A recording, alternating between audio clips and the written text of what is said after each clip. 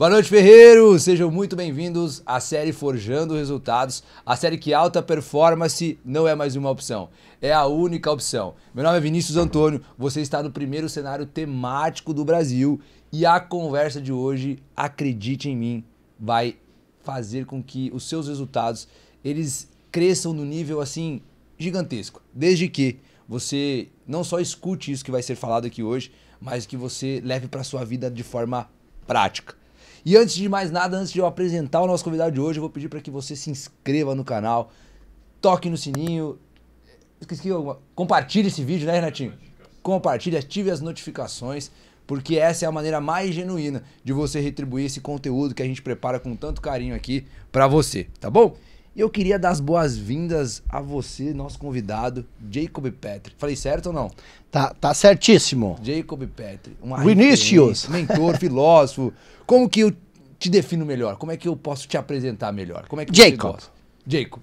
É. Em termos profissionais, o que mais se encaixa naquilo que você faz? Provocador. Provocador? Uau, diferente. Mas eu escrevo livros, obviamente, eu pesquiso, eu sou jornalista, mas também sou formado em filosofia, mas eu gosto mesmo de fazer provocações, de provocar as pessoas, não no sentido de ir à luta, mas no sentido de provocar para fazer esse processo de forja. Uau. Que eu aprendi hoje aí contigo. Uau, que é isso. E ó, deixa eu te perguntar, esse gostar de provocar, da onde que surge isso? Da onde que vem? Por que o Jacob se apaixonou por isso? Eu acho que não há um evento, um fato. Isso é uma coisa que nasce de dentro da pessoa e é uma coisa que eu sempre fiz comigo. Me provocar, me desafiar. Sempre tentar jogar fora todas as minhas certezas, todas as minhas convicções e se perguntar, e se? E se isso que eu estou pensando não é assim? E se isso que o Vinícius me explicou não faz sentido? E se? E isso, para mim, é um modo de viver. Entendi. Mas isso é um pouco, ou muito, né, contraintuitivo. Porque a maioria das pessoas tem a tendência de querer ter cada vez mais certeza das coisas, né? Então, para você também foi um processo natural, assim, você teve que, tipo assim, putz... Não, foi um processo natural. Eu entendo que a maioria das pessoas, elas fogem do questionamento, elas preferem morrer abraçado às suas certezas. E por isso que nós sofremos tanto, por isso que nós vivemos presos ao medo, à insegurança, à incerteza. A maioria de nós busca certezas. E eu cultivo muito uma coisa chamada a sabedoria da incerteza. Não existe liberdade na certeza. A certeza é uma prisão, a certeza é uma jaula. Se você quer ser livre, você tem que viver da sabedoria da incerteza. O que é a sabedoria da incerteza? Quando você faz as pazes com a incerteza, porque nada no mundo é certo, apenas a ilusão. Quando você faz a paz com a incerteza, você passa a viver diante de um campo de infinitas possibilidades. A certeza, ela só te dá um caminho. Uau, te limita, de certa forma. Te limita porque você tem que seguir esse caminho. Do ponto A ao ponto B, só existe um caminho, se você se agarra à sua certeza. Agora, se você dá liberdade para o inusitado, para o imprevisto, para o mágico, você tem infinitas possibilidades. Você sabe que não existe só um caminho do ponto A ao ponto B. E aí o que você faz? Você não tenta controlar, manipular, monitorar o processo. Porque sempre que tu tenta controlar o processo, você tende a criar problemas. Uau. Mas, por exemplo, a certeza, vamos utilizar assim, ela não é boa em alguns casos. Por exemplo, eu passei por um momento da minha vida muito desafiador, que é a parte que a maioria das pessoas enfrentam na sua vida. A força que me permitiu sair daquele ponto de escassez tremenda, de limitações, e partir para um outro estágio, é porque eu tinha certeza que ali na frente ia ter algo melhor, né? Só que tem um problema. Ali na frente não tem nada. Essa é a grande ilusão da humanidade. Achar que existe algo ali na frente. O que existe ali na frente? Nesse caso, uma condição melhor. Mais recurso, menos limitações. Quando? Tipo, agora já é melhor do que aquela época. Aqui não é Mas hoje... não existia aquela época. Você nunca esteve naquela época. Você sempre está no mesmo ponto. Você nunca sai desse mesmo ponto. Não existe... Qual é o melhor momento da sua vida? Hoje. Sempre. Sim. E você... Não existe nada além deste momento. Então, o que acontece? Eu entendo o que você quer dizer, mas você me é provocador. Entendi. Deixa eu provocar. E eu estou tentando entender o que você quer dizer. A grande ilusão do ser humano é achar que ali na frente existe algo que vai te fazer feliz. Então, não existe nada de errado em você construir, em você evoluir. Esse é o processo natural. Tudo que não cresce, definha. Só que a grande ilusão é você achar que o amanhã, que o futuro vai ser melhor que o hoje. Porque não existe futuro. Sim. Então tu vive sempre na insatisfação e tu acha que a insatisfação é a mola propulsora que vai te levar à transformação. E não é? Não. A insatisfação, ela só cria uma coisa. Mais insatisfação. As pessoas dizem, talvez você já deve ter ouvido alguém dizer assim, ó, a insatisfação, ela me leva para transformação. Já ouviu isso? Sim. Em outras palavras, mas com a mesma mensagem. Mas por que você quer se transformar? Porque as pessoas querem progredir em alguma coisa, seja financeiramente, seja... Mas por que elas querem progredir financeiramente? Porque talvez o atual momento, hoje, seja um momento de limitações, seja um momento que ela esteja passando dificuldades, seja um momento que ela não esteja conseguindo viver tudo aquilo que ela gostaria. Essa que é a grande questão. Porque o que acontece?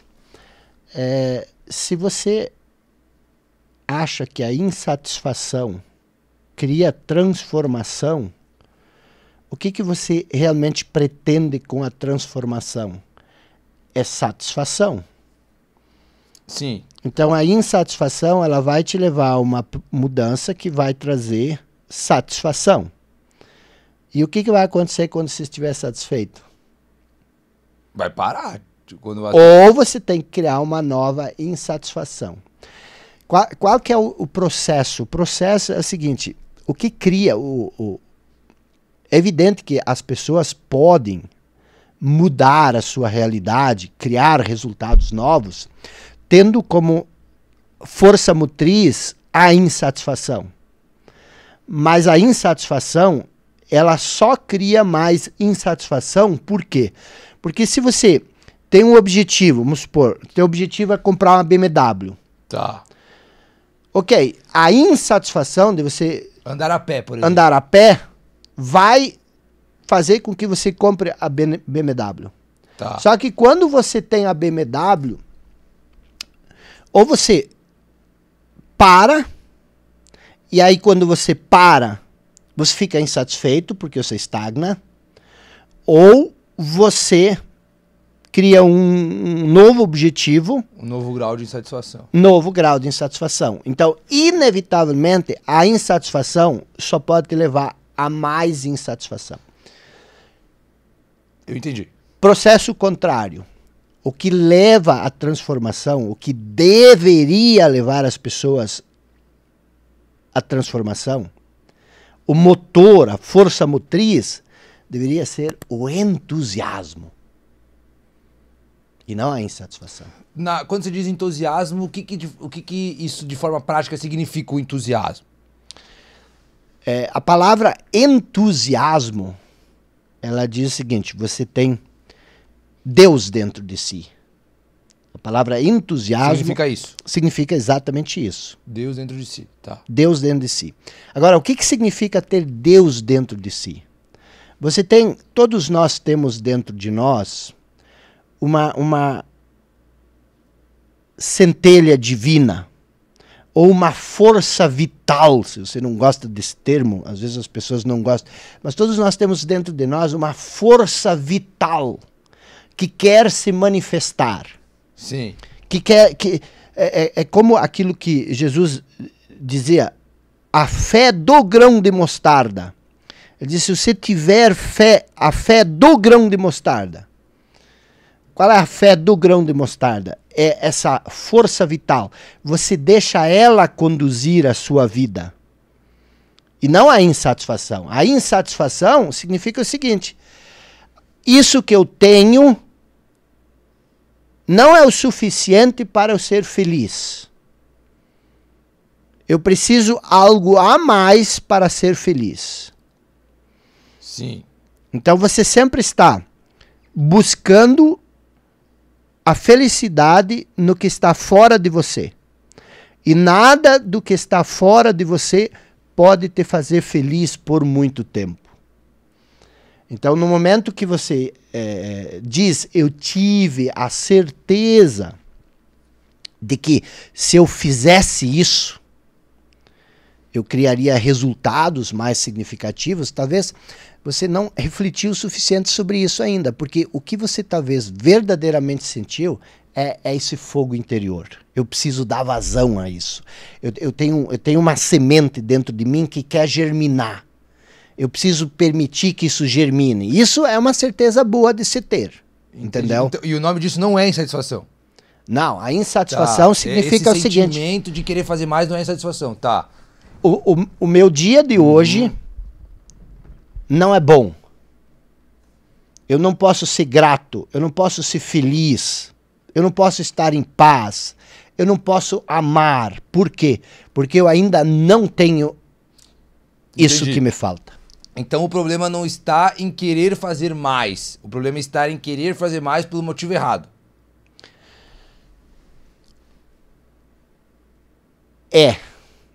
Eu não diria nem...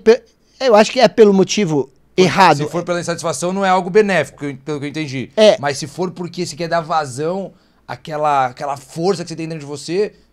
Exato. Tá. Vamos colocar isso no outro termo.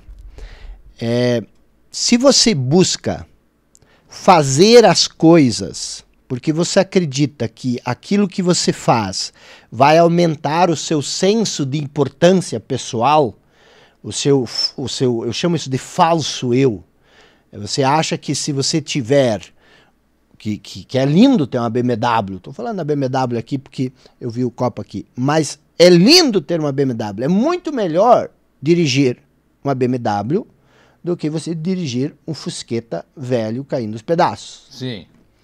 Não tem problema nenhum de você querer dirigir uma BMW. O problema é quando a sua noção de eu está atrelado ao carro que você dirige, por exemplo. Quando o seu valor está no que você tem. Exato. Eu não posso ser feliz porque eu estou dirigindo um Fusqueta. Tá, entendi. E isso é uma coisa que tem muito mais importância, Vinícius, do que a gente pensa. Porque se você olhar... Deixa eu te fazer uma pergunta. Existem mais pessoas insatisfeitas ou existem mais pessoas satisfeitas? Mais pessoas insatisfeitas. Se a insatisfação fosse uma ferramenta de transformação, todo mundo que está insatisfeito deveria de se transformar. Tá. E a maioria das pessoas que estão insatisfeitas não fazem nada, só ficam reclamando. Elas só estão insatisfeitas.